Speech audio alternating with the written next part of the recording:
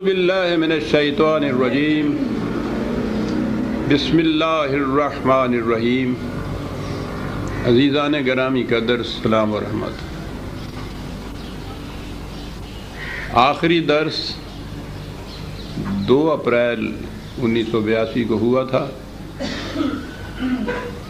اس کے بعد میں ارض حجاز کی خاک بوسی اور عمرہ کی سعادت سے بہرہ یاب ہونے کے لیے چلا گیا۔ ابھی واپس آیا ہوں۔ آج 7 مئی 1982 سے درس کا سلسلہ پھر شروع ہو رہا ہے۔ سابقہ درس میں ہم سورہ الفتح کی 17ویں آیت تک پہنچے تھے، 48/17۔ اسی سورہ کی 18ویں آیت سے درس کا آغاز ہوگا، لیکن چونکہ درمیان میں قریب 1 مہینہ کا انقطاع ہوا ہے تو پس منظر کو سامنے لانے کے لیے مختصراً عرض کر دوں کہ سورہ الفتح کا تعلق صلح حدیبیہ سے ہے۔ نبی اکرم صلی اللہ علیہ وسلم ہجرت کے بعد مدینہ تشریف لے گئے۔ حج ابھی فرض نہیں ہوا تھا، لیکن عرب تو شروع سے ہی حج اور عمرہ ادا کیا کرتے تھے۔ نبی اکرم صلی اللہ علیہ وسلم کے قلب مطہر میں یہ آرزو بار بار مچلتی تھی کہ کعبہ جسے مملکت اسلامیہ یا نظام خداوندی کا مرکز قرار دیا گیا ہے، اسے مخالفین اسلام کے قبضے یا تحویل میں تو نہیں رہنا چاہیے۔ مرکز کو تو بہرحال اسی نظام کی تحویل میں ہونا چاہیے جس کا وہ مرکز ہے۔ قرآن نے بڑے حسین انداز میں یہ بات کہی ہے کہ ہم دیکھتے تھے کہ کس طرح تو اے رسول للچائی ہوئی نظروں سے بار بار آسمان کی طرف تکتا ہے، اور ہم نے یہ کہا تھا کہ یہ ایسا ہوگا۔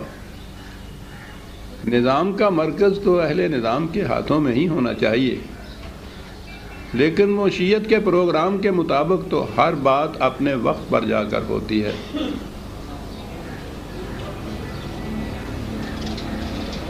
میں نے جیسا عرض کیا ہے کہ عرب حج اور عمرہ اپنے طور پر ادا کیا کرتے تھے، تو اس اعتبار سے بہرحال قریش کی مخالفت برابر 6-7 سال سے جاری تھی، لیکن ان کا عرب ہونا تو اس کے منافی نہیں تھا۔ روایت کے مطابق اور قرآن کریم میں بھی ہے کہ حضور نے ایک خواب دیکھا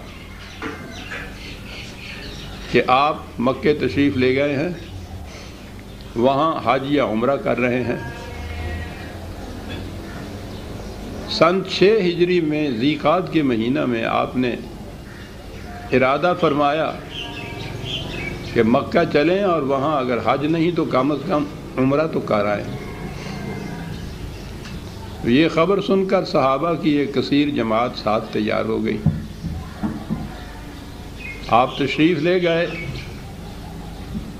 تو مکہ سے ابھی ایک منزل کے فاصلے پر تھے جس مقام کو حدیبیہ کہا جاتا ہے، کہ قریش نے آپ کو وہیں روک دیا اور ایک لشکر تیار کر لیا آپ کی مخالفت کے لیے۔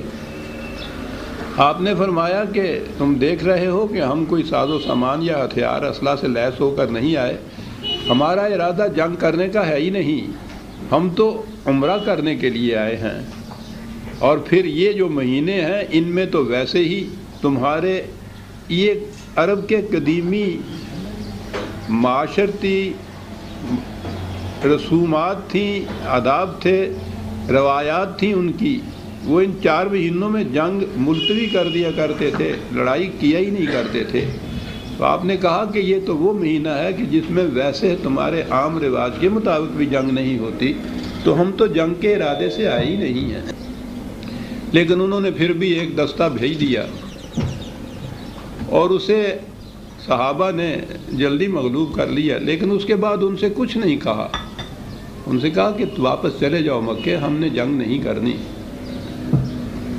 حضرت عثمان رضی اللہ تعالیٰ عنہ کو آپ نے بھیجا کہ جا کے اہل مکہ سے ذرا گفتگو کریں کہ ہم تو اس غرض کے لیے آئے ہیں، تم مقابلے میں اس طرح لشکر کشی کیوں کر رہے ہو؟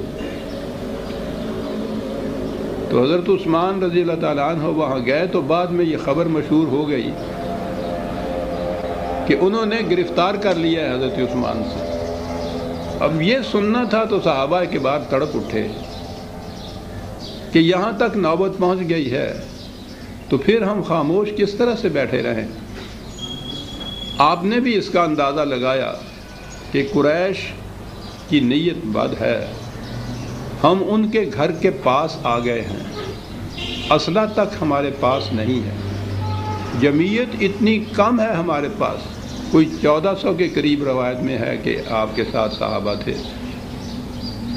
اور وہ ہم مکے کے اندر آ پہنچے ہوئے ہیں، ان کی پوزیشن بڑی ایڈوانٹیجس ہے، ہو سکتا ہے کہ ہمیں یہ واپس بھی نہ جانے دیں۔ آپ کو معلوم ہے قرآن کریم نے کہا ہے کہ ایک شخص مسلمان اس وقت ہوتا ہے جب وہ یہ عہد کرتا ہے ان اللہ اشتری من المؤمنین انفسهم واموالهم بان لهم الجنہ، وہ عہد کرتا ہے کہ میں اپنی جان اور اپنا مال یا جو کچھ بھی ہے میں خدا کے ہاتھ بیچتا ہوں، اور خدا اس کے معاوضے میں کہتا ہے کہ میں تمہیں جنت دے دوں گا۔ تو یہ ایک آپس میں عہد اور معاہدہ ہوتا ہے خدا اور مومنین کا۔ اب یہ ظاہر ہے کہ خدا تو تصورات کی دنیا سے بھی ماوراء ہے، چاہے جائے کہ وہ اس معاہدے پر عمل درآمد کرانے کے لیے خود سامنے آئے کہ لاؤ بھائی جو تم نے بیچا تھا ہمارے ہاتھ میں ہمیں دے دیجئے۔ تو یہ جو کچھ تھا وہ اسلامی نظام کی وساطت سے ہوتا تھا۔ نبی اکرم صلی اللہ علیہ وسلم مرکز اور سربراہ تھے اس نظام کے۔ حضور نے اس وقت جو روایت میں ہے کہ ایک شجرہ، وہ ایک درخت، اس کے نیچے بیٹھے تھے اور آپ نے یہ کہا کہ دیکھو بھائی وہ جو تم لوگوں نے معاہدہ کر رکھا ہے خدا سے جان اور مال دینے کا، تو مال تو وقتاً فوقتاً دیتے ہی رہے ہو، آج وقت آ گیا ہے کہ یہاں جان دینی پڑے گی، تو آؤ وہ جو تمہارا معاہدہ ہے اس کی تجدید کرو۔ بیچ دینے کے لیے بیع کا لفظ آتا ہے اور یہیں سے لفظ بیعت ہے، تو وہ بیعت جسے کہتے ہیں اس کے لیے نبی اکرم صلی اللہ علیہ وسلم نے کہا کہ تجدید کرو اپنے اس معاہدے کی جس کی روح سے تم نے بیع کر دیا ہوا ہے اپنی جانوں کو اور مال کو خدا کے راستے کے لیے۔ تو اس تجدید بیعت کا ذکر قرآن کریم نے کیا ہے۔ یہ آیت تو پہلے گزر چکی ہے، آیت 10ویں آیت میں یہ چیز یہاں آئی تھی کہ ان الذین یبایعونک انما یبایعون اللہ۔ کیسے بلیغ انداز میں بات قرآن کرتا ہے کہ اے رسول یہ صحابہ تمہارے جو تمہارے ہاتھ پہ ہاتھ رکھ کے بیعت کی تجدید کر رہے تھے، یہ تم سے یہ بیعت نہیں کر رہے تھے، در حقیقت یہ خدا سے بیعت کر رہے تھے، اور ان کے ہاتھ کے اوپر جو تمہارا ہاتھ ہوتا تھا اس بیعت کی توثیق کے لیے، پختہ کرنے کے لیے، یہ تمہارا ہاتھ نہیں تھا، آن بہاف آف اللہ جسے ہم کہتے ہیں، تم خدا کی طرف سے اس بیعت کو لے رہے تھے، اس لیے یہ ان کے ہاتھ کے اوپر خود اللہ کا ہاتھ تھا۔ میں نے ان آیات کو جب سامنے لایا تھا تو عرض کیا تھا کہ اسلامی نظام کس حسین انداز میں قرآن نے اس کا تصور پیش کیا ہے کہ یہ ہوتا تو ہے سب کچھ خدا کے احکام کی تعمیل کے لیے، لیکن خدا تو محسوس شکل میں سامنے نہیں آتا۔ محسوس شکل میں جو کچھ کرنا ہوتا ہے وہ اسلامی نظام کرتا ہے، اسلامی نظام کا سربراہ یا مرکز جو ہے وہ کرتا ہے۔ تو اسے قرآن نے یہ کہا یہ ہے کہ یہ ان کے ہاتھ پر اے رسول تمہارا ہاتھ نہیں تھا، خدا کا ہاتھ تھا۔ تو گویا یوں خدا جو میں نے عرض کیا ہے کہ جو تصور اور تخیل سے بھی بالا تر ہے، محسوس طور پر اس کی شکل یہ ہوتی ہے کہ وہ نمائندہ خدا کے نظام کا، وہ خدا کے بہاف پہ یہ سب چیزیں کرتا ہے، اس لیے اسے خدا کی چیزیں کہا جاتا ہے۔ تو وہاں یہ کہا تھا کہ وہ جو بیعت کر رہے تھے تمہارے ہاتھ کے اوپر، وہ در حقیقت خدا تھا جو ان سے بیعت لے رہا تھا۔ تو انہوں نے جانیں دے دینے کی بیعت وہاں کی، اور اب 18ویں آیت ہمارے سامنے ہے جس سے آج درس کا آغاز ہو رہا ہے کہ لَقَدْ رَضِيَ اللَّهُ عَنِ الْمُؤْمِنِينَ إِذْ يُبَايِعُونَكَ تَحْتَ الشَّجْرَةِ۔ کیا بات! یہ جماعت مومنین جو اس درخت رضوان کے نیچے حدیبیہ کے بیعت کر رہے تھے تمہارے ہاتھ پہ رسول، اب ان کے لیے ہے لقد رضی اللہ۔ عام ترجمہ تو ہمارے ہاں رضی اللہ کا یہی کیا جائے، اللہ راضی ہو گیا ان سے، اور بلکہ جو پورا فکرہ ہے وہ تو ہے رضی اللہ عنہم و رضوا عنہ۔ اللہ ان سے راضی ہو گیا، یہ اللہ سے راضی ہو گئے۔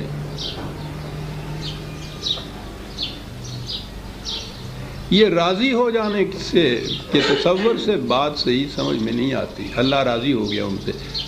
آپ جانتے ہیں راضی تو وہ ہوتا ہے پہلے کہیں جھگڑا ہوا ہو، کوئی غصے میں ہو، پھر اس کو منا لیا جائے۔ تو ہمارے ہاں تو یہ لفظ اس طرح استعمال میں ہوتا ہے نا کہ وہ راضی ہو گیا۔ اب خدا تو انسانی جذبات سے ماورا ہے، وہ نہ خوش ہوتا ہے، نہ ناراض ہوتا ہے، نہ غصے میں آتا ہے، نہ ان الفاظ کے اعتبار سے راضی ہوتا ہے۔ راضی تو وہ ہوتا جو پہلے بگڑا ہوا ہو کسی سے۔ خدا تو ان سے بلند اور ماورا ہے ان چیزوں سے۔ یہ میں سمجھتا ہوں کہ عظیم ترین جو ایک ادھر جماعت مومنین یا مومن کو جو بھی اللہ کے اس پیمانے پہ پورا اترے، اور سب سے بلند ترین اللہ تعالیٰ نے جو شرف کی بات کہی ہے وہ یہ کہی ہے، اس کا مفہوم اگر ہم آہنگ ہونا آپ کہیں تو عربی زبان کے قاعدے کی روح سے بھی یہ صحیح ہے۔ جو چیزیں یکسر ایک دوسرے سے ہم آہنگ ہو جائیں ان کے لیے وہ یہ لفظ بولتے تھے۔ تو یہ ہے کہ یہ لوگ وہ ہیں کہ جو یکسر ہم آہنگ ہو گئے ہیں مشیت خداوندی سے، پورے کے پورے اس کے ساتھ یہ ہم آہنگ قوانین خداوندی سے۔ اور خدا نے جو وعدہ کر رکھا تھا کہ جب تم یہ کرو گے تو اس کے نتیجے میں ہماری طرف سے یہ ہوگا، تو وہ پورے کا پورا ان کے حال سے ہم آہنگ ہو گیا۔ دونوں طرف سے یہ کوئنسیڈنس جو ہے ایک دوسرے کے ساتھ ہو جانا، یہ ہے جس کو راضی ہو جانا کہتے ہیں۔ اور صحابہ کبار کے متعلق تو قرآن کریم نے مختلف مقامات پر یہ دہرایا ہے، اور میں سمجھتا ہوں کہ اس سے بلند ترین کوئی اور شرف نہیں ہو سکتا جو خدا کسی کے متعلق یہ کہے کہ وہ اللہ ان سے راضی ہو گیا، وہ اللہ سے راضی ہو گئے۔ صحابہ کبار کے شرف و مجد کے متعلق قرآن کریم کی آیات بھری پڑی ہیں، اور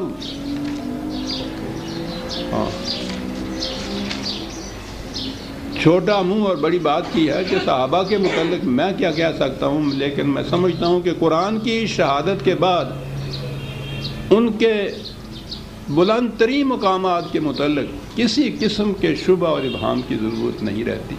بار بار قرآن دہراتا ہے، میں نے متعدد بار اس کے متعلق پیش بھی کی ہیں آیات، پھر دہرائے دیتا ہوں چونکہ یہ بات پھر سامنے آ گئی ہے۔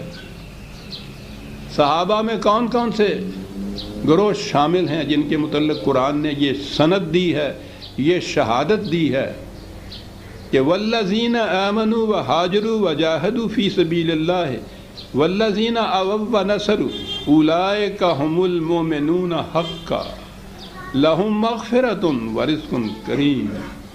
وہ لوگ کہ جنہوں نے ہجرت کی خدا کے راستے میں، اور پھر مسلسل جد و جہد کرتے رہے اس نظام کے قائم کرنے میں اور استحکام میں، یا اللہ کے راہ میں جسے کہتے ہیں۔ ایک طرف تو یہ مہاجرین آ گئے جو ادھر سے آئے تھے، اور وہ جنہوں نے مدینے میں ان کو پناہ دی، ان کی مدد کی، جنہیں انصار کہا جاتا ہے۔ تو سارے صحابہ دو ہی حصوں میں تعارف کی غرض سے، ان کے اندر یہ کوئی تفریق، جماعتی تفریق نہیں تھی۔ اور وہ جو پوچھو نہیں کہ ہم اس قرآن کے ساتھ بھی کیا کچھ کیا جا رہا ہے۔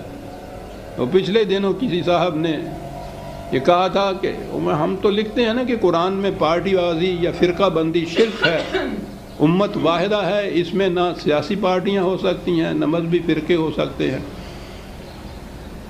تو ایک صاحب نے اس کی تردید میں یہ لکھا تھا کہ ہو کیوں نہیں سکتے۔ آپ دیکھیے کہ صحابہ کبار دو سیاسی پارٹیوں میں بٹے ہوئے تھے، مہاجر اور انصار۔ اللہ اکبر۔ یعنی قرآن نے ان کے تعارف کے لیے یہ بات کہی ہے کہ وہ جو مکہ سے مدینے کی طرف آئے وہ مہاجر تھے، مدینے میں جنہوں نے ان کو پناہ دی، ان کی مدد کی، ان کی انصار کہا ہی اس لیے گیا ہے۔ اس سے پیشتر نہ وہ مکے والے مہاجر کہلاتے تھے، نہ یہ مدینے والے انصار کہلاتے تھے، اور نہ ہی آپس میں یہ دو پارٹیاں تھیں کہ وہ الیکشن میں ایک دوسرے کے آمنے سامنے کھڑے ہوا کرتے تھے۔ بہرحال یہ باتیں اب کیا کی جائیں، سینہ تمام داغدار، پنبہ کجا کجا نے ہم، دور ایسا ہے۔ صحابہ کے بار قرآن کہتا ہے کہ ان میں سے جو ہجرت کر کے آئے یا مدینے کے انصار جنہوں نے ان کی مدد کی، ان تمام کے متعلق قرآن کہتا ہے اولئک ھم المؤمنون حقا۔ اس سے بڑا سرٹیفکیٹ عزیزان من کیا ہو سکتا ہے کہ خدا کہے کہ یہ پکے اور سچے مومن یہ ہیں، مومن حقا۔ خود خدا ان کو یہ کہہ رہا ہے ان کے ایمان کے متعلق کہ مومن، دیکھیے جی روکیے، مومن حقا ان کے متعلق کہہ رہا ہے۔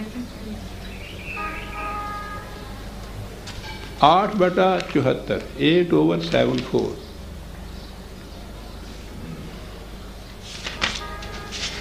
جنہیں خدا مومن حقا کہے بلا استثناء ہے، تمام مہاجرین، تمام انصار، سارے صحابہ اس کے اندر آ جاتے ہیں، اور ان کے متعلق کہا کہ یہ مومن حقا تھے۔ اتنا ہی نہیں، ان مومنین کے متعلق کہا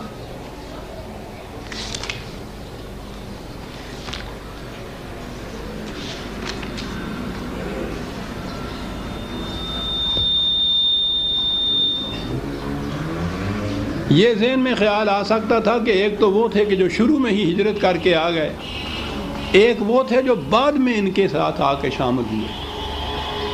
قرآن نے اس کی بھی تصریح کر دی کہ بعد میں کہیں یہ بات نہ ذہن میں پیدا ہو جائے کہ صاحب یہ جو ہیں یہ ان سے ذرا پس درجے کے اوپر ہیں، ان کو شامل نہیں کیا گیا۔ 9/100، 9/100 آیت۔ والسابقون الاولون من المہاجرین والانصار، جنہوں نے پہل کی، سب سے پہلے جو اس دو شقوں میں شامل ہوئے، مہاجرین کی شق میں اور انصار کی شق میں، پہلی بات جو شامل ہوئے وہ بھی والذین اتبعوہم بإحسان، اور وہ جو ان کے بعد بھی اسی طرح حسن کارانہ انداز سے ان میں شامل ہوئے۔ ہجرت بھی جاری رہی تھی، آخر تک آتے رہے تھے گروہ در گروہ لوگ، اور اسی طرح سے یہاں یہ انصار کی نصرت بھی اور ان کے لیے جو کچھ انہوں نے کیا تھا، پناہ دہی کا سلسلہ بھی جاری رہا تھا۔ تو اب ایک تو وہ تھے جو دہلہ اول کے اندر ہی آ گئے تھے، سابقون الاولون قرآن نے، اور اس کے بعد کہا کہ پھر وہ جو بعد میں بھی ان کے ساتھ آ کے ملے ہیں۔ اب دیکھیے گنجائش ہی نہ رہی کسی ایک کی استثناء کی بھی اس میں، اس قدر قرآن نے جامع طور پر کمپریہنسولی یہ بات کہہ دی کہ وہ جو پہلے جو آئے، جو بعد میں بھی ان کے ساتھ آ کے ملے، اور یہاں ہے وہ لفظ آیا کہ رضی اللہ عنہم ورضوا عنہ، یکسر ہم آہنگ ہو گئے یہ مشیت خداوندی سے، خدا کے انعام و اکرامات جو تھے وہ ان سے ہم آہنگ ہو گئے، اور اس کا نتیجہ خود ہی بتا دیا کہ اس کے معنی کیا ہیں۔ وَأَعَدَّ لَهُمْ جَنَّاتٍ تَجْرِي تَحْتَهَا الْأَنْهَارُ خَالِدِينَ فِيهَا أَبَدًا ذَلِكَ الْفَوْزُ الْعَظِيمُ۔ ان کے لیے خدا نے تیار کر رکھی ہے جنت، پہلے سے ان کے لیے جنت تیار کر رکھی ہے، وہ ابدی جنت ہے، شادابیوں کی، خوشگواریوں کی، سرسبزیوں کی۔ اور یہ بہت بڑی اچیومنٹ ہے۔ فوز میں نے عرض کیا تھا کہ قرآن نجات یا سیلویشن نہیں کہتا۔ سیلویشن تو پہلے کسی عذاب یا مصیبت میں مبتلا ہو تو اس سے نجات کے معنی ہوتے ہیں سیلویشن، اور پھر وہ ایسے کا ویسا ہی پھر ہو جاتا ہے۔ نجات کا تصور قرآنی نہیں ہے۔ فوز کہتا ہے قرآن، اچیومنٹ ہے، کچھ حاصل کرنا ہے۔ یہ بہت بڑی چیز ہے جو انہوں نے حاصل کی۔ اور یہ صحابہ کے بعد ان کے مرتبہ بلند کا کیا کہنا ہے؟ نبی اکرم صلی اللہ علیہ وسلم سے کہا جا رہا ہے 8/62 فَإِنَّ حَسْبَكَ اللَّهُ، کرے کہ یہ رسول کوئی بات نہیں، خدا تیرے لیے کافی ہے۔ اب یہ آیت ہے 62، اسی کے ساتھ کہا ہو وَالَّذِي أَيَّدَكَ بِنَصْرِهِ وَبِالْمُؤْمِنِينَ، خدا نے تمہیں تقویت پہنچائی ہے کس چیز سے؟ اپنی طرف سے، ایک نصرت اور مدد سے، اور اس جماعت مومنین کی طرف۔ اپنی نصرت کے ساتھ مومنین کی جماعت کا ذکر ہے، اور اگلی آیت میں تو بات ہی صاف کر دی ہے، یا ایھا النبی حسبک اللہ ومن اتبعک من المؤمنین، اے رسول تیرے لیے کافی ہے اللہ۔ یہ کہنے کے بعد تو کچھ اور کہنے کی ضرورت ہی نہیں رہتی تھا۔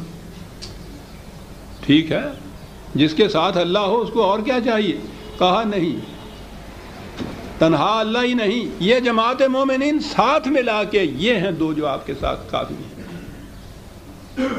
عزیزان من، ذرا ملاحظہ فرمائیے اس مرتبہ بلند کو کہ اے رسول تیرے لیے تنہا اللہ کافی نہیں ہے، اس کے ساتھ یہ جماعت مومنین بھی ہے صاحب۔ اور یہ اس لیے کہ دین ایک اجتماعی نظام کا نام ہے، جماعت یا امت کے بغیر تو یہ نظام قائم ہی نہیں ہو سکتا۔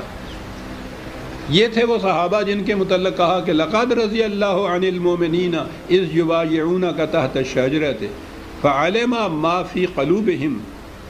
واہ سرٹیفکیٹ ہو تو اس قسم کہا یہ جو کچھ کر رہے تھے یہ نہیں کہ مکانکی طور پر بہرحال کچھ کرنا پڑ رہا تھا، آ رہے تھے ہاتھ پہ ہاتھ رکھ رہے تھے چلے جا رہے تھے، کہا نہیں، یہ اپنے دل کی گہرائیوں سے یہ اس کی اثار اور قربانی کے لیے وعدہ کر رہے تھے، اور خدا جانتا تھا ان کے دل میں کیا ہے۔ یعنی خدا نے بھی جو یہ کہا ہے کہ لقد رضی اللہ عن المؤمنین، تو یہ نہیں کہ ان کے جو ظاہرہ اعمال و حرکات و سکنات تھے صرف ان کی بنا پہ کہہ دیا۔ دنیا میں تو یہی ہوتا ہے نا کہ جو بھی جا کے اس طرح سے سلیوٹ مار دیتا ہے اس کے متعلق سرٹیفکیٹ دے دیا جاتا ہے کہ یہ لائل ہے، وہ کہتا ہے یہ بات نہیں، ہم جانتے تھے کہ ان کے دلوں میں یہ بات ہے کہ ہم نے اپنی جان و مال دے نہیں ہے اس مقصد کے لیے۔ فعلم ما فی قلوبہم فانزل السکینۃ علیہم، کہا مار کا بڑا خطرناک تھا، مکے کی قرب میں بیٹھے ہوئے نہتے، نہ جائے ماندن نہ پائے رفتن، اور قریش دہشت دشمن جنہوں نے گزشتہ 5-6 سال سے کوئی دقیقہ فروغ گزاش نہیں کیا، کتنی جنگیں لڑنی پڑی ان کے ساتھ، ان کے گھر میں آ کے بیٹھے ہیں، ہتھیار بھی پاس نہیں ہے، اور ان کی نیت بد نظر آ رہی ہے۔ بڑی چیز کیا بات تھی کہ جس سے اللہ تعالیٰ خود یہ کہہ رہا ہے کہ پھر یہ تھے مومن کہ جب انہوں نے تجدید بیعت کی کر لی اور رسول نے کہہ دیا کہ خدا تمہارے ساتھ یہ راضی ہوا ہے، جو الفاظ ہیں کہا اس سے ان کے قلوب میں ایک سکون پیدا ہو گیا، کوئی اضطراب باقی نہیں رہا، کسی قسم کا خطرے کا احساس نہیں رہا، نظر آ رہی ہے موت سامنے، کہاں بیٹھے ہیں، لیکن اتنی چیز سے کہ ہم نے تجدید کر دی ہے اپنی بیعت، اپنے عہد کی، یہ تو امانت تھی خدا کی ہمارے پاس، جو ہمارا یہ سر ہے، ہماری جان ہے، اس نے مانگ لی ہے، ہم نے پیش کر دی۔ کہا کہ اس تجدید بیعت سے ان کے دلوں میں سکون پیدا ہو گیا۔ یہ ہے مقام مومن عزیزان من، جان دے رہے ہیں اور دل کے پورے سکون کے ساتھ جان دے رہے ہیں صاحب۔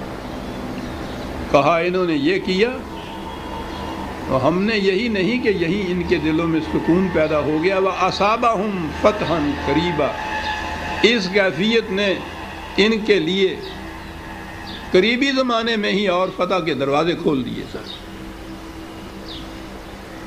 یعنی جنگ نہیں یہاں ہوئی تھی، لیکن یہ جو انداز تھا ان کا کہ اتنے مہیب خطرے کے زمانے میں اپنی جانوں کو لے کے یہ حاضر ہو گئے، واقعی اس سے قریش کے دل پر بھی جو اثر ہوا تھا، وہ اگلے ہی سال جب آئے ہیں فتح مکہ کے لیے، وہی قریش جنہوں نے 7 سال تک 300 میل کے فاصلے پہ جا کے، میں عزیزان من کبھی پھر عرض کروں گا کیا کچھ دیکھ کے آیا ہوں میں وہاں جا کے یہ عظمت جو ہے اس انقلاب کی جو حضور اور حضور کے ساتھیوں کے ہاتھوں برپا ہوا تھا، بے نقاب ہو کے مشہود طور پر سامنے آ جاتی ہے۔ 40 سال تک میں لکھتا رہا ان مقامات اور ان انقلابات کے متعلق، وہ سارا کچھ میں نے دیکھا اب کہ وہ محض اپنے تصور کی، خیالات کی یا مطالعاتی معلومات کی بات تھی۔ آنکھوں سے دیکھنے کے بعد جو کیفیت ہوتی ہے وہ ویسے نہیں حاصل ہوتی۔ وہاں اس انقلاب عظیم کی حقیقت جو تھی وہ مشہود ہو کے سامنے آ جاتی ہے۔ اللہ اکبر۔ تو یہ جو چیز تھی ان کا کہا، یہ ان کا یہ ایکشن، انہوں نے دیکھا کہ اس قدر مہیب خطرے کے عالم میں جس جماعت کی یہ کیفیت ہے کہ وہ بڑھ چڑھ کر اپنی جانیں پیش کر رہے ہیں اور نہایت پرسکون ہے، کوئی اضطراب نہیں، کوئی پریشانی نہیں، کوئی انتظار نہیں، کوئی قلب میں خوف کا کسی قسم کا اثر تک نہیں ہے۔ انہوں نے کہا کہ اس جماعت سے کون ہے دنیا کے اندر جو اس جماعت کے اوپر غالب آ سکتا ہے؟ یہ تھی جس نے یہ بظاہر صلح حدیبیہ، قرآن کریم میں الفتح اس کا نام ہی اس صورت کا اس لیے رکھا ہے۔ فتح کے معنی وکٹری نہیں ہوتی، بلکہ فتح کے معنی ہوتا ہے کامیابیوں کے دروازے کھول دینا۔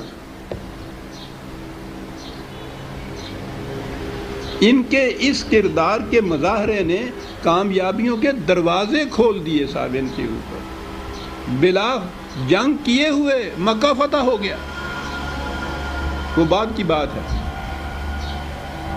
اور یہ قریبی جنگ اس کے بعد تو یہودیوں کے ساتھ ہوئی تھی بیعت رضوان کے بعد، بہت بڑی جنگ تھی اور بہت بڑا فتنہ تھا جس کو ختم کر دیا گیا، نکال ہی دیا گیا ان کو وہاں سے۔ وَمَغَانِمَ كَثِيرَةً يَأْخُذُونَهَا، اور بہت کچھ غنیمت جسے کہتے ہیں، مال غنیمت۔ یہ یاد رہے کہ جنگ و جدال عرب کے معاشرے کا جز بن چکی ہوئی تھی، اور اس کی وجہ یہ تھی کہ ان کے پاس ذریعہ رزق کوئی تھا ہی نہیں، وہاں پیدا ہی کچھ نہیں ہوتا، اور اس زمانے کو امپورٹ ایکسپورٹ جسے آپ کہتے ہیں اس کا تصور ہی نہیں ہو سکتا تھا۔ وہاں کچھ پیدا نہیں ہوتا۔ قرآن نے کہا ہے وادی غیر ذی زرع، اور وہاں جا کے پتہ چلتا ہے کہ غیر ذی زرع وادی ہوتی کیسی ہے، ہم نہیں یہاں تصور کر سکتے تھی لاجمان، کچھ پیدا نہ ہو جہاں۔ تو ان کے لیے ذریعہ معاش جو تھا یہ مال غنیمت ہی تھا جنگوں میں، اسی لیے وہ ہمیشہ لڑتے پھرتے رہتے تھے اس نے۔ اور یہ غنیمت کیا ملتی تھی؟ خود لفظ غنیمت جو ہے غنم کے معنی بکریاں ہیں، تو ان کے پاس ہوتا کیا تھا جو ان کو ملتا تھا جنگ میں؟ ادھر کی بکریاں ادھر لوٹ کے لے آتے تھے، ادھر کا کچھ ادھر چلا جاتا تھا۔ یہ تھا جنگ کا جذبہ محرکہ اسلام سے پہلے ان عربوں کا، اسی لیے وہ جنگ کرتے تھے۔ اسلام کا انقلاب جو لایا گیا، حضور نبی اکرم صلی اللہ علیہ وسلم کی تعلیم و تربیت نے جو پیدا کیا، پہلی بات یہ تھی کہ مال غنیمت کی تقسیم انفرادی طور پر نہیں ہوتی تھی۔ پہلے یہ تھا کہ جو سپاہی جو اس کے ہاتھ میں آ جائے وہ اس کا مالک ہوتا تھا، اور اس کے بعد حکم یہ تھا کہ جو کچھ کسی کو ملتا ہے لا کر یہاں جمع کر دے اور آپ ہٹ کے کھڑا ہو جائے۔ یہ ایک جذبہ محرکہ جو عرب کی گٹھی میں پڑا ہوا تھا جنگ کے لیے، پہلی ہی ہدایت کے مطابق اس کو ختم کر دیا۔ اب مال غنیمت جذبہ محرکہ رہا ہی نہ، کوئی سپاہی اس کے بعد سوئی تک اپنے پاس خود نہیں رکھتا تھا مال غنیمت میں۔ جو آپ کو یاد ہے میں نے کہا تھا مدائن جب ایران کا دارالخلافہ فتح ہوا ہے تو وہاں سے حضرت عمر بن عاص نے وہ کچھ فتوحات ملی تھی وہاں سے مال غنیمت اگر آپ اسے کہیں، ایران کی ہزارہ سال کی تہذیب و تمدن کے خزانے،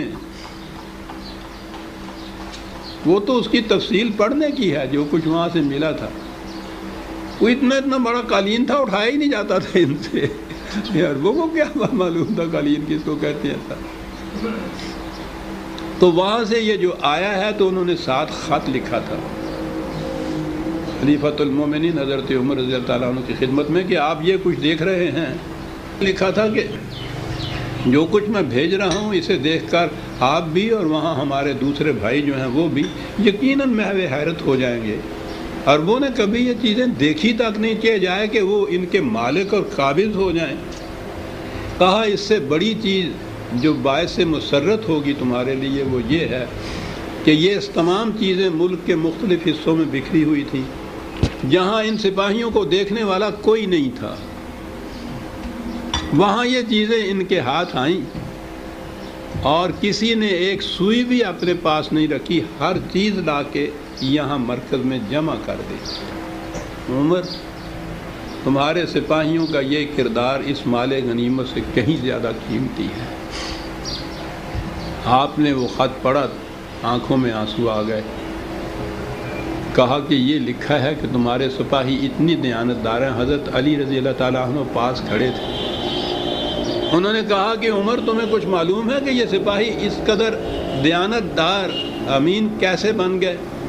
یہ ان کا کریکٹر ہے؟ کہنے کے نہیں، وہ اس لیے کہ تم امین اور دیانتدار ہو، جس قسم کا سربراہ ہوتا ہے اسی قسم کا اس کا لشکر ہوتا ہے۔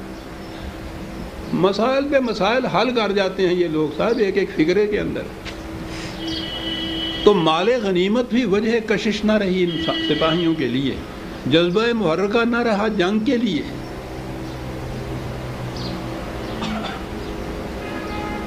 یہ قرآن نے کہا تو ہے کہ بہت کچھ مال غنیمت کثرت سے ملے گا، سپاہیوں کو انفرادی طور پہ نہیں ملے گا، اس نظام کے حصے میں آئے گا، یہ تقسیم کریں گے۔ وَقَانَ اللَّهُ عَزِيزًا حَكِيمًا، میں نے عرض کیا تھا نا کہ قرآن کی آیات میں آخر میں جو اللہ کی صفات آتی ہیں وہ بڑی غور طلب ہوتی ہیں۔ جب یہ کہا کہ بہت سی فتوحات حاصل ہوں گی تمہیں، تو اس کے لیے تو ایک غلبے کے لیے قوت کی ضرورت ہوتی ہے نا۔ عزت کے معنی قوت ہوتا ہے عربی زبان میں۔ اب خدا کی صفت یہاں عزیز صفت لایا ہے قرآن، صاحب غلبہ ہے۔ جب مومن کے متعلق کہا رضی اللہ عنہ، وہ اس کے رنگ میں رنگے گئے تو صاحب غلبہ ہو گئے، یہ خود قوت ان کو مل گئی، یہ صاحب اقتدار ہو گئے۔ لیکن ان کا اقتدار دھاندلی اور دھونس کا اقتدار نہیں ہے، استبداد کا اور لا قانونیت کا اقتدار نہیں ہے۔ عزیز کے ساتھ حکیمن کہا ہے صاحب۔ حکمت ریشنلزم کو کہتے ہیں، جو چیز دلائل پر مبنی ہو، شواہد پر مبنی ہو، وہ ساتھ حکیم ہے۔ کہ غلبہ ہے دھاندلی کا نہیں ہے، وہ غلبہ کہ جس کو استعمال کیا جائے گا برہین و دلائل و بصیرت و شواہد کی روح سے۔ یہ ہے نظام اسلامی۔ دو قرآن کی خدا کی دو صفتوں کے اندر دو اکٹھا کر دیا جائے تو اسلامی نظام بن جاتا ہے۔ اسے عزیز بھی ہونا چاہیے، اسے حکیم بھی ساتھ ہونا چاہیے۔ وعدکم اللہ مغانم کثیرۃ تاخذونھا فعجل لکم ھذہ، یہ وعدہ کیا ہے خدا نے تمہارے ساتھ کہ چلو تم بہت مغانم کثیر ملیں گے، تمہیں غنیمت کثیر ملیں گے، اور بہت جلدی بھی یہ چیز تو جلدی مل جائے گی جو ابھی ہم نے کہی ہے۔ یہودیوں کے خلاف خیبر کی جنگ جو تھی بہت بڑی جنگ تھی۔ بڑی بات یہ وَكَفَّ أَيْدِيَ النَّاسِ عَنْكُمْ، کہا یہ مال غنیمت تک کی بات نہیں ہے، اس سے ہوا یہ ہے کہ اس کے بعد کسی کو اس کا حوصلہ نہیں پڑے گا کہ تمہارے خلاف ہاتھ بھی اٹھا سکے، تم محفوظ رہو گے ان بڑی بڑی دشمنوں کی طاقتوں سے۔ تو یہ بہت بڑی چیز ہے، کوئی کسی کے ان کے خلاف ہاتھ تک اٹھا نہ سکے۔ اور یہ کس طرح سے یہ چیز ہو، یہی نہیں کہ وہ اتنے زیادہ ان کی قوتوں کو ایسا توڑ دیا جائے کہ ان میں ہمت ہی نہ رہے ہاتھ اٹھانے کی، یہ بات نہیں۔ قرآن کریم نے یہ پچھلی صورت جو گئی ہے ہمارے سامنے، سورہ محمد 47ویں صورت، اس کی 4تھی آیت میں یہ کہا تھا کہا یہ تھا کہ حتی تزال حرب و اوزارہا، یہ تمہیں جنگ کا سلسلہ صرف اس وقت تک جاری رکھنا ہے جب کہ کیا الفاظ ہیں قرآن کے؟ جنگ میں ایک تو جو فریق مخالف ہوتا ہے، دشمن ہوتا ہے، دشمن کی فوج ہوتی ہے، وہ ہتھیار رکھ دیتی ہے تو ان کی شکست ہوتی ہے، تو ایک تو صرف وہ فوج ہتھیار رکھتی ہے۔ کہا کہ تمہیں یہ جنگ کا سلسلہ جاری رکھنا پڑے گا تاں کہ لڑائی خود اپنے ہتھیار رکھ دے۔ قرآن ایسا کہو ایجاز جسے کہتے ہیں نا، کہ چھوٹی سے چھوٹے کم از کم الفاظ کے اندر اتنی عظیم چیز، لڑائی اپنے ہتھیار رکھ دے، دشمن تو رکھے گا ہی، جنگ اپنے ہتھیار رکھ دے صاحب۔ اور واقعی جنگ نے ہتھیار رکھ دیے تھے اس کے بعد۔ وَلِتَكُونَ آیَةً لِلْمُؤْمِنِينَ، یہ بات جو ہم کہہ رہے ہیں کہ اس نظام، ان قوانین کی اطاعت کا نتیجہ یہ ہوگا، یہ جب ہوگا تو یہ ان مومنین کے لیے نشانی بن جائے گا ہمارے دعوی کی صداقت کے ثبوت میں کہ واقعی خدا نے ٹھیک کہا تھا۔ اور اگلی بات ہے عزیزان مان، کیا بات ہے جو ہوتی چلی آ رہی ہے؟ فتوحات مسلسل، مغانم کثیر، انتہا یہ کہ دنیا میں کوئی ایسی طاقت نہ ہوگی جو تمہارے خلاف ہاتھ اٹھا سکے۔ یہ کیا چیز ہے؟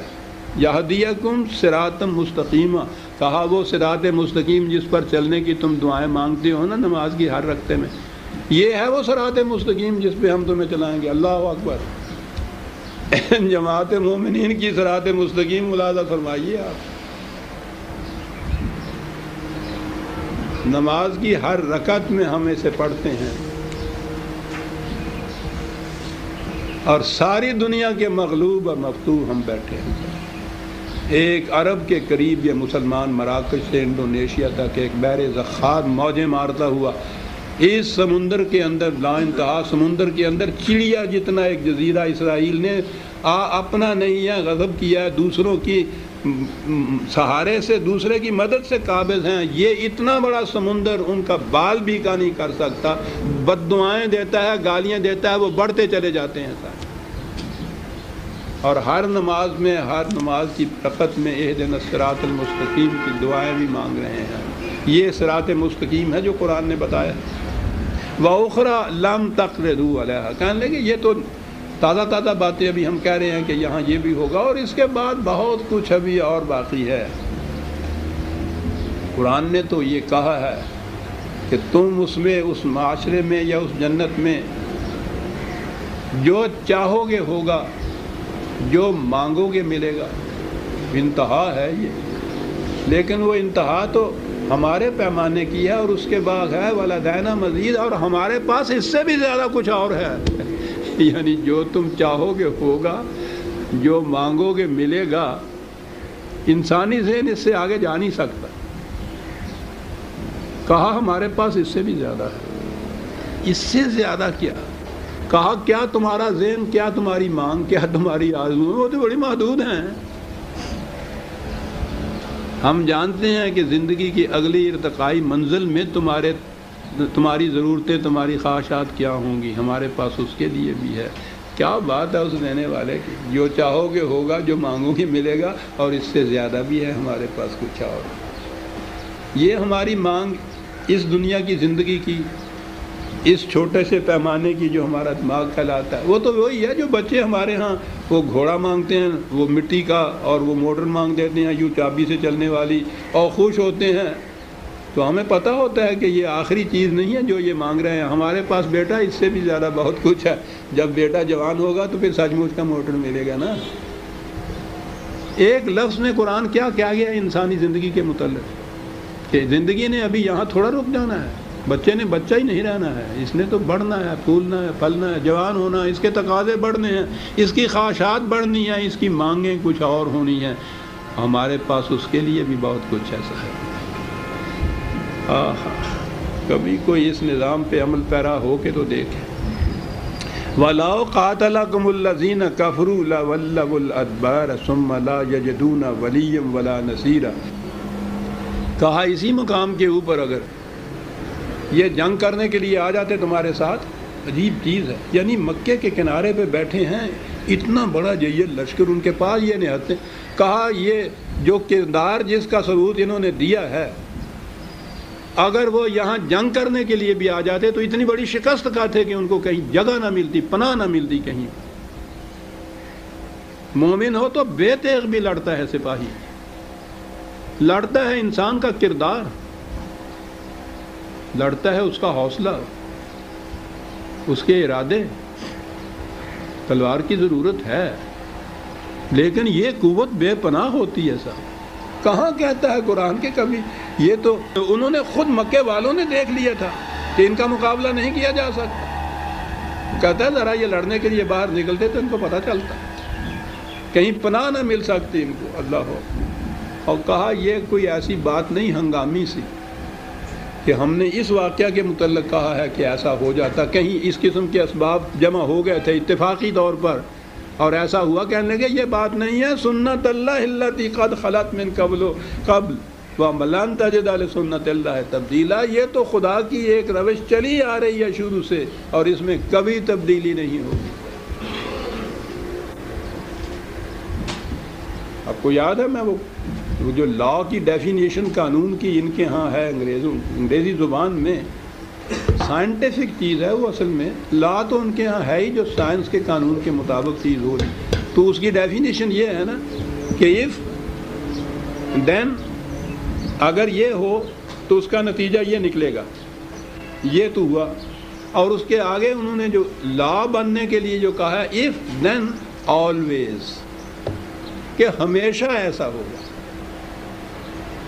پانی کو آگ پہ رکھو گے تو پانی گرم ہوگا، ہنگامی بات نہیں ہے، جب بھی رکھو گے ایسا ہوگا تو یہ لا بن گیا۔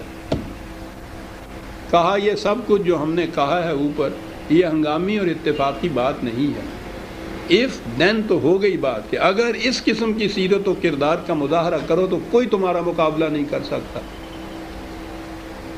اور یہ بات always، ہمیشہ سے ایسا ہوتا چلا آیا ہے، ہمیشہ ایسا ہوگا۔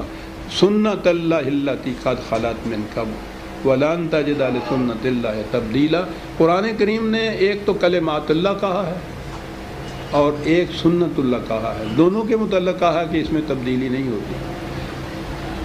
کلمات تو آپ کہیے کہ لا ان ورڈز، قانون الفاظ کی شکل کے اندر، اور سنت کہیں گے وہی لا جو ہے جب وہ آپریٹ ہو جائے، نافذ ہو جائے، عملاً نافذ ہو جائے، اسے سنت کہتے ہیں۔ تو یہ قانون جو ہم نے اوپر بتایا ہے اس کا یہی نتیجہ ہمیشہ نکلے گا، یہ سنت اللہ ہے۔ ترجمے تو ان چیزوں کے ہو ہی نہیں سکتے، روش بھی کہیں خدا کی تو روش سے کچھ اور مفہوم ذہن میں آتا ہے، قرآن کی اصطلاحات ان کے ترجمے نہیں ہوتے، یہی الفاظ رہنے چاہیے۔ یہ خدا کی سنت، یعنی یہ ہمیشہ سے ایسا ہوتا ہے اور تم کبھی اس میں تبدیلی نہیں پاؤ گے۔ تو لا تو کہتے ہی اس کو ہے جس میں کبھی تبدیلی نہ ہو جائے۔ وَهُوَ الَّذِي كَفَّ أَيْدِيَهُمْ عَنْكُمْ وَأَيْدِيَكُمْ عَنْهُمْ بِبَطْنِ مَكَّةَ مِنْ بَعْدِ أَنْ أَظْفَرَكُمْ عَلَيْهِ وَكَانَ اللَّهُ بِمَا تَعْمَلُونَ بَصِيرًا۔ فتح مکہ کے متعلق بھی یہ ہے کہ اس کا نتیجہ یہ تھا، تم غالب آ رہے تھے، ہم نے تمہارے ہاتھ روک دیے کہ بس۔ غالب آنے کے بعد جو سپاہی دشمن کی چھاتی پہ بیٹھا ہو اس کو کہنا کہ بس، اس تعمیل کے لیے بڑے ہی دل گردے کی ضرورت ہے، کوئی اور جذبہ نہ ہو۔ ایک جذبہ تو یہ ہوتا ہے نا کہ جس نے، وہ دشمن بھی تو انتہائی کوشش کر رہا تھا نا اس کی جان لینے کے لیے، وہ محبت سے گلے ملنے تو نہیں آیا تھا، تو اگر یہ وہ مغلوب کر دیا ہے اس کو، تو اس کے بعد تو ویسے اس کا حق بھی پہنچتا ہے کہ اس کو قتل کر دے۔ ایسے وقت میں جب اس کو غلبہ حاصل ہو جائے، اسے کہنا کہ نہیں، تم نے نہیں کچھ کرنا۔ مقصد انسانیت کی جان لینا نہیں ہے، مقصد سرکشوں کی اس قوت کا توڑنا ہے جس سے وہ مظلوموں اور کمزوروں کے خلاف اپنی قوت استعمال کرنے ہیں۔ یہ ہے مقصد جنگ کا قرآن کی روح سے۔ تو جب اس کی قوت ٹوٹ گئی، مقصد حاصل ہو گیا، پھر اس کے گلے پہ چھری پھیرنے کا کیا فائدہ؟ وہاں روک دینا، یہ جو ہے یہ ہے مومن کا کردار، کہ جہاں کہا جائے وہاں رک جائے وہ ساتھ۔ بڑی بات ان اسفر بعد ان اسفر علیکم وکان اللہ بما تعملون بصیرا۔ ہر بات کے بعد یہ چیز کہ ہم دیکھ رہے تھے کہ تم کیا کر رہے ہو، دیکھنے والی آنکھ ایک ہے، اسی کے ہاں سے تو اس کا بدلہ ملتا ہے۔ ہم الذین کفروا وصدوکم عن المسجد الحرام والہدی معکوفا ان یبلغ محلہ۔ کہا کہ ہمیں معلوم ہے کہ یہ جو تمہارے مخالفین ہے کیا کچھ تمہارے خلاف نہیں کرتے رہے، وہ مسجد حرام، وہ بیت اللہ، وہ کعبہ، کہ خود عربوں کی اپنی روایات کے مطابق اس کے دروازے ہر شخص کے لیے کھلے تھے۔ وہ زمانہ قبل اسلام میں بھی یہ قریش جو تھے کعبہ اور اس کے احاطے کو ایک امن کی جگہ قرار دیا کرتے تھے۔ وہ اس زمانے میں اسے مسجد بیت الحرام کہتے تھے، حرمت کا مقام کہتے تھے، جس کی تحریم و تکریم واضح ہے۔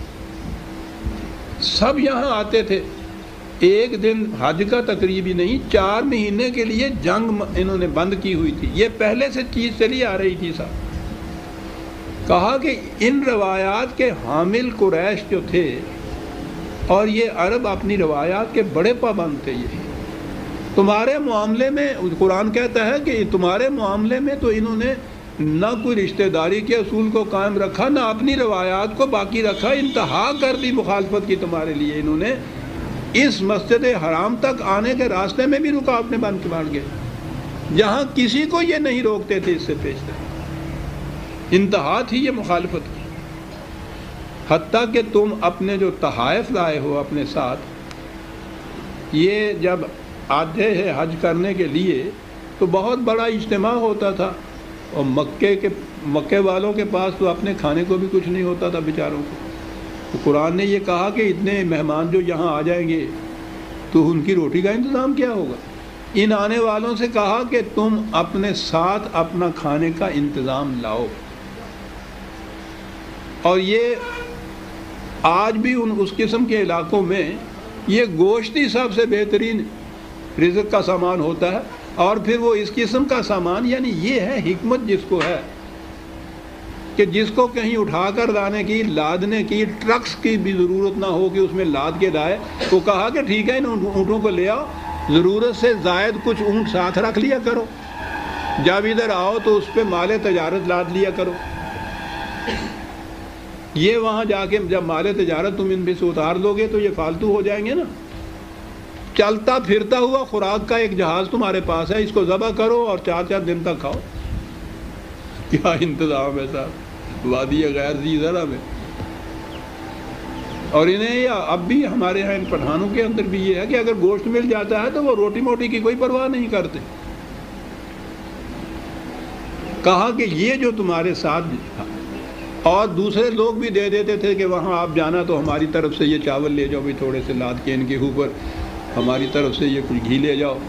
تو یہ سارا کچھ وہاں آ کے وہ کھانے کا انتظام تھا ان کا، جسے آپ قربانی کہتے ہیں۔ کہا یہ تمہارے ہاں کہ یہ تحائف جو تم ساتھ لا رہے تھے وہاں تک پہنچنے کے لیے، انہیں بھی روک دیا تھا کہ وہاں نہیں جانے دیں گے۔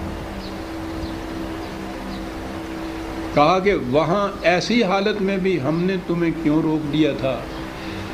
مکے میں ابھی مسلمان موجود تھے جو ہجرت کر کے ابھی وہاں نہیں گئے ہوئے تھے، مختلف جگہ مرد بھی تھے اور عورتیں بھی تھیں۔ کیا بات ہے اس روکنے کی۔ وَلَوْلَا رِجَالٌ مُؤْمِنُونَ وَنِسَاءٌ مُؤْمِنَاتٌ لَمْ تَعْلَمُوهُمْ أَن تَطْئُوهُمْ فَتُصِيبَكُم مِّنْهُمْ مُعَرَّةٌ بِغَيْرِ عِلْمٍ۔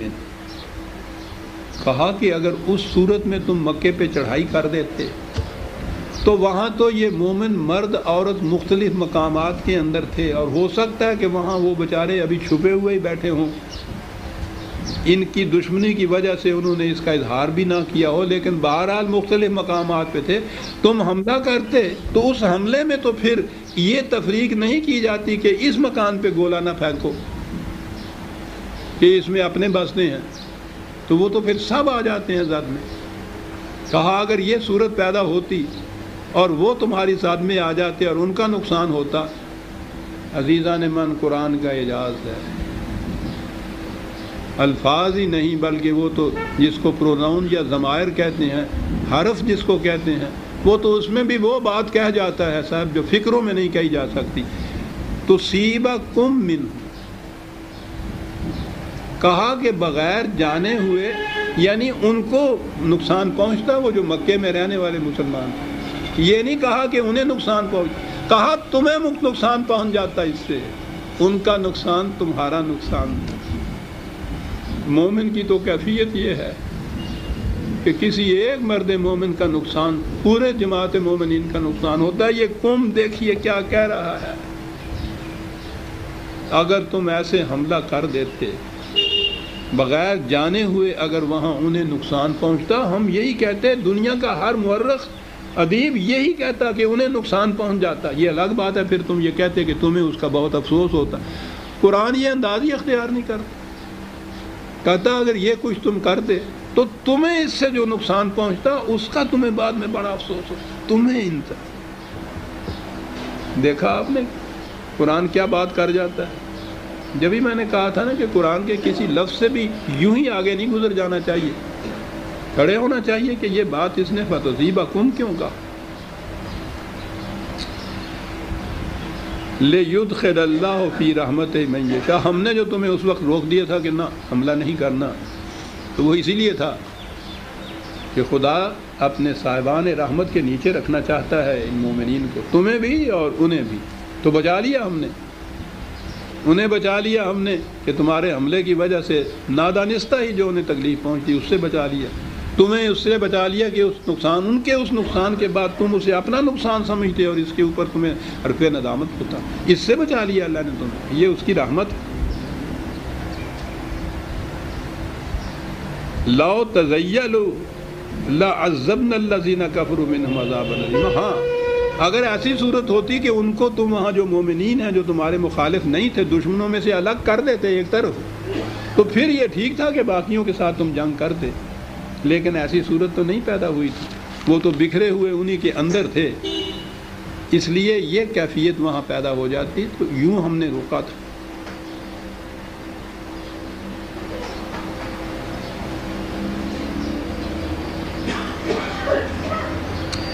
اس ایک ہی آیت اور لے لیتا ہوں میں، اذ جعل الذین کفروا فی قلوبہم الحمیۃ حمیۃ الجاہلیۃ فانزل اللہ سکینتہ علی رسولہ وعلی المؤمنین والزمہم کلمۃ التقوی وکانوا احق بها واہلھا وکان اللہ بکل شیء علیما۔ لگے کہ یہ تو ابھی تک اپنی جاہلیت کے زمانے میں تھے، یہ قریش اسلام جو نہیں لائے تھے، ان کے دلوں کے اندر جو جذبات ابھرتے تھے وہی جاہلیت کے زمانے کے جذبات تھے، ان کی دشمنیاں، ان کی جنگیں، ان کی صلح، وہ ساری ان جذبات کے تابع تھے۔ جاہلیہ کا کہا ہے، حمیت جاہلیہ۔ تمہاری حالت یہ نہیں تھی، تمہارے اندر تو ایک انقلاب آ گیا ہوا تھا۔ اب یہ بات کہ ان کے اس قسم کے جذبے کا جواب، تو یہ بھی تو عرب تھے، یہ بھی تو قریش سے جو مقابل میں تھے ان کے، جو اسلام لے آئے ہوئے تھے۔ کہا دیکھا فرق کتنا ہے جاہلیت کے اندر رہنے میں اور اسلام لانے کے بعد۔ وہ اسی جذبے کے ماتحت یہ سب کچھ کرتے تھے، تم ان کا جواب ان کے ہتھیاروں سے نہیں دے سکتے تھے کہ اسلام نے تمہاری تربیت اور طرح کی ہے۔ یہ تربیت کے دشمن کی چھاتی پہ بھی چڑھ کے اس کا گلا کاٹنے کے لیے اگر کہا ہے کہ رک جاؤ تو رک جانا، جاہلیت میں یہ نہیں ہو سکتا تھا۔ تمہاری تعلیم و تربیت اس طرح کی ہوئی تھی، تو تم ان کے اس قسم کے رویے کے رد عمل کے طور پر وہ روش اختیار نہیں کر سکتے تھے جو وہ کر رہے تھے صاحب۔ تو اس سے تو ہونا چاہیے تھا نا دل میں کہ صاحب خام خواہ ہمارے اوپر یہ پابندی لگا دی، خدا نے موقع آیا ہوا تھا، ہاتھ میں دشمن تھا، مکہ سامنے تھا، ہم تو چبا کے ان کی ہڈیاں تک توڑ دیتے. کہنے لگے تمہارے اسلام کی تعلیم نبوی یہ تھی صلی اللہ علیہ وسلم کہ تمہارے دلوں میں بھی یہ خیال نہیں پیدا ہوا کہ صاحب کیا کر دیا.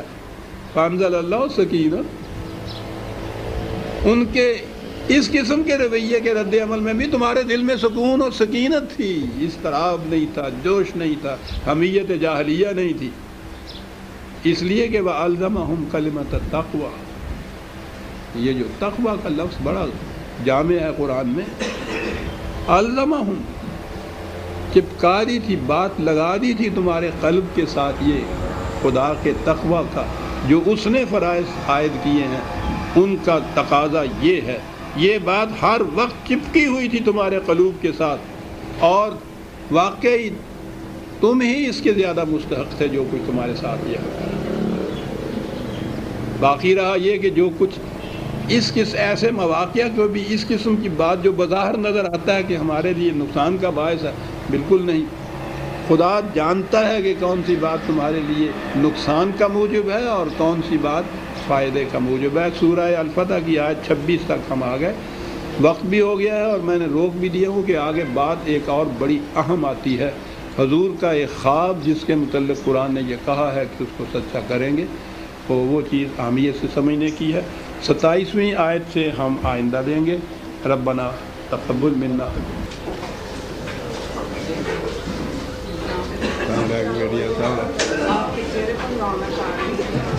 وہاں ایک قلبی تغیر ہوتا ہے، وہاں جا کر میں یہ دیکھتا ہوں انسانوں کے چہرے تو اس کے قلب کے غماز ہوتے ہیں. یہ جو انزلہ سکینۃ وہ بار بار کہہ رہا ہے، آپ سمجھ میں آتی ہے یہ بات.